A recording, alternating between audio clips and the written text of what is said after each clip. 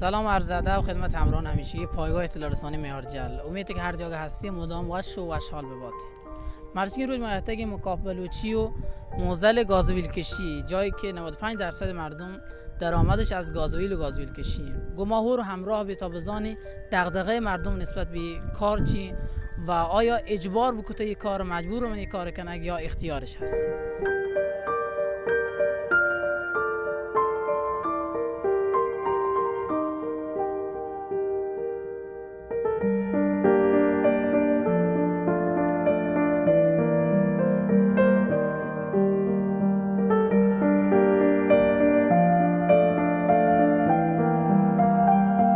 گازوئیل کشی اجبار یا اختیار؟ اجباره ماجا.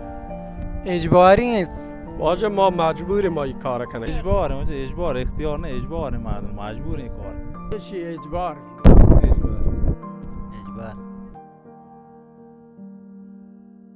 ما دیگه مجبوریم مارد کار یا دندای نیست. ما مجبوریم یک ماشین یه چیزی وام بکنیم برای مرزا. دیگه کار روزگاری ماره نیه، درآمد دیگه ماره نیه، پول دیگه ماره ما دست نیه که ما برند کاسب کاری بکنیم. ما مجبوریم که جان بازی بکنیم، یا بنزین برن یا گازایی. خدا بدان برند سر به یا نپا میره پودر بی. بوری این دیگه درآمد اینه، دیگه کار اینه، دیگه کاسبی اینه. چون کنه دیگه دولت ما رو کمک و نکنه. اگر ما دولت همشه لوٹیم مرز کو پا بکن ما دیگه همه مشغول بین. وجه گازوئیل کشی قربانم ما گوشه غیر قانونیه، ولی چون می استان نه شرکتی ها نه درآمدی هستی هیچ چیزی نی از جان بعد یه گازوئیل کشان بازی کنن گویتی جان یه گازوئیل برن هم لات رو سر بی سر مرز لات یا چپ کن منتجر بی بونگی یا هم لات دوز اشراری جان بله خلاصه داری گویتی جان بازی کن یه بدبخت. ما مجبوریم ما این کار کنیم. چوتی نداری، چوتی بازدگی، چوتی گرفتاری. هنچه مردم هستن شب شامش نیستن. هنچه مردم هستن سیرش کتا به یک بازدگی واری اینگور آنگوره. بعدا اوتی سهره، اوتی لوگی وسایل اینگور آنگو بهایش کتا که یک کلندکو این گاردی ما زورتا ما سهر بها کتا این گاردی زورتا. یعنی ما مجبوری کار کنگیم. هیچ که نه کاری هسته، نه شرکتی هسته، نه دارایی هسته. اگه شام بودین دولت ما را کمک کتین چی کتین ما این کاران نکتگد. ما هم سرکار تین.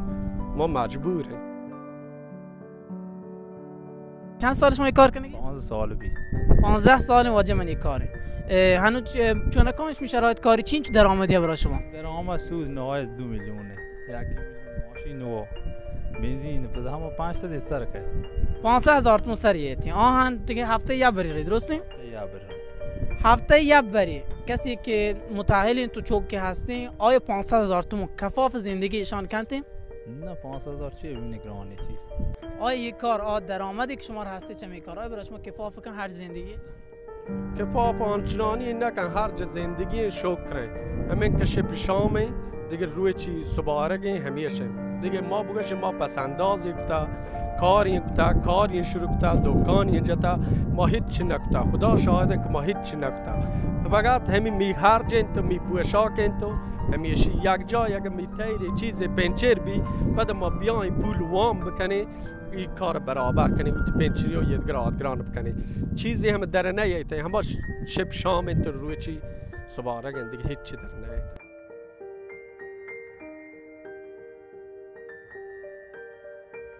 این مرزی های پولی باق یک 502 نشان و هر جا بنزین تو ماشینی هر جا و ما هم یک چیزی نمانی که ما کتا چوکن هر جی مرجیب دیم دفتر خودکاری بگیریم.